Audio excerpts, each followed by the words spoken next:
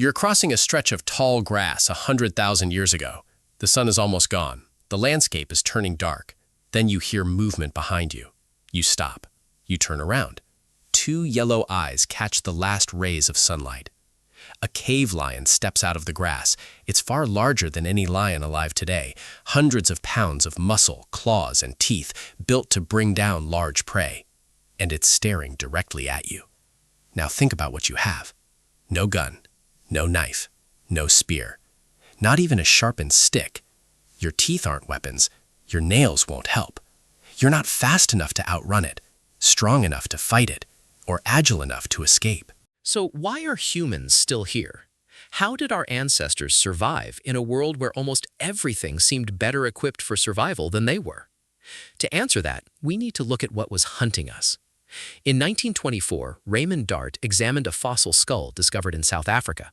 It belonged to a young human ancestor, roughly 3 years old. What made the find remarkable wasn't the skull itself, it was the damage. 2 puncture marks pierced the eye sockets. Their spacing matched the canine teeth of a leopard. This child wasn't the victim of a random accident. This child was prey. For millions of years, humans were not the hunters. We were the hunted. And the animals pursuing us were some of the most effective predators ever created by evolution. Take Smilodon fatalis, the saber-toothed cat. It carried canine teeth nearly 11 inches long and weighed around 600 pounds. Built like a tank, it specialized in ambush attacks. Instead of chasing prey over long distances, it waited in cover near trails and water sources. Then it exploded forward. One successful bite to the neck could end the encounter immediately. And Smilodon wasn't the only threat. North America was home to the short-faced bear, Arctodus simus, one of the largest mammalian predators ever to walk the continent.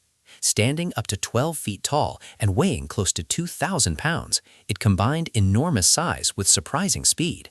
While many modern bears eat a mixture of foods, this giant was heavily dependent on meat.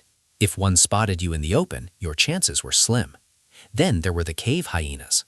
Larger and more powerful than their modern relatives, they possessed jaws capable of crushing bone.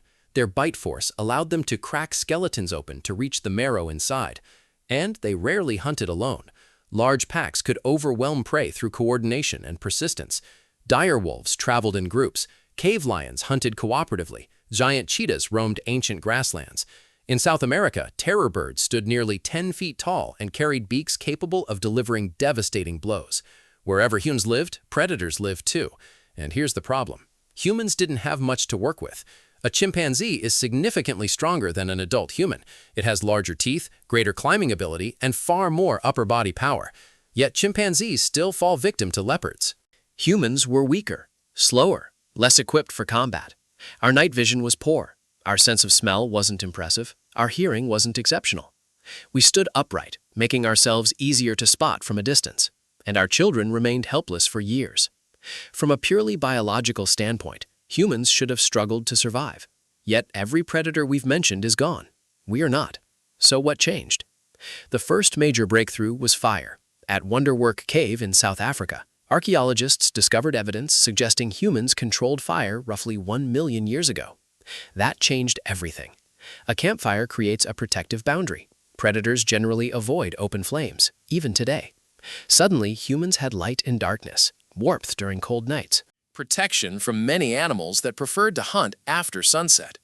But fire gave us something even more important: time. Before fire, darkness brought activity to an end. Once the sun disappeared, survival depended on staying hidden until morning.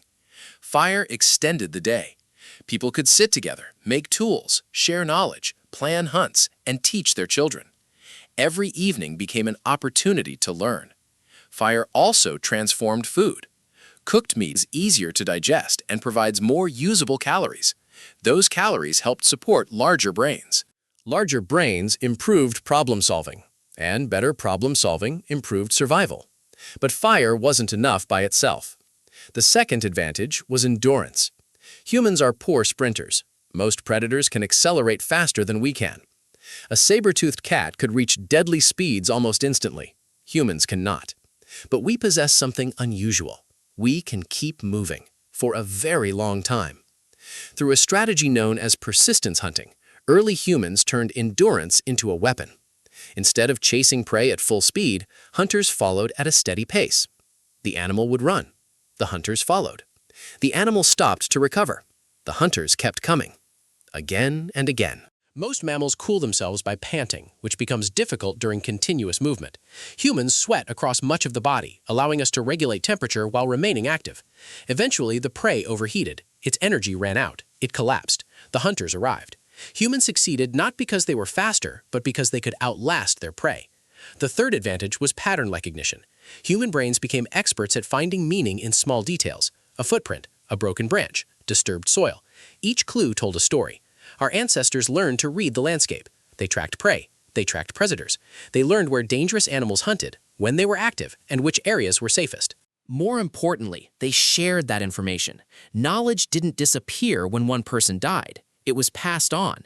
Each generation inherited lessons from the previous one, and those lessons accumulated.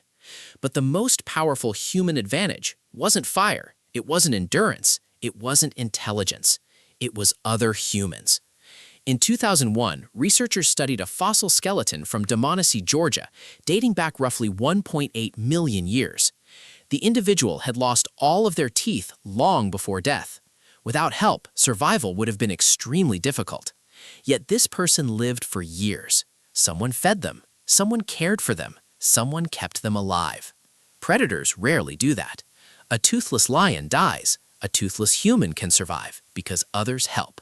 Evidence from Shanidar Cave in Iraq tells a similar story. A Neanderthal with severe injuries, blindness in one eye, and significant physical limitations survived for decades. His community supported him. That level of care was extraordinary. Humans didn't just cooperate, we cared. And that care evolved into strategy. Wolves hunt in packs largely through instinct. Humans developed plans, roles, communication. One group could drive prey in a specific direction, another could wait ahead. Others could block escape routes. Language allowed humans to coordinate in ways few species could match. Then came distance weapons. Around 400,000 years ago, humans crafted throwing spears like those discovered at Schoningen in Germany. Balanced, aerodynamic, and deadly, these weapons allowed hunters to attack from a safe distance. That changed the rules. Predators evolved to fight teeth against teeth and claws against claws. They weren't prepared for projectiles. A handful of organized humans with spears could defeat animals that would easily overpower any one person. We stopped simply avoiding predators. We started hunting them. Then, around 50,000 years ago, humans began spreading across the globe. Europe, Asia, Australia, the Americas, and wherever humans arrived, a pattern often followed. Large animals disappeared. Saber-toothed cats vanished. Cave lions disappeared. Short-faced bears went extinct. Mammoths, giant sloths, and many other megafauna followed. Scientists continue debating the exact balance between climate change and human impact. But the trend is difficult to ignore.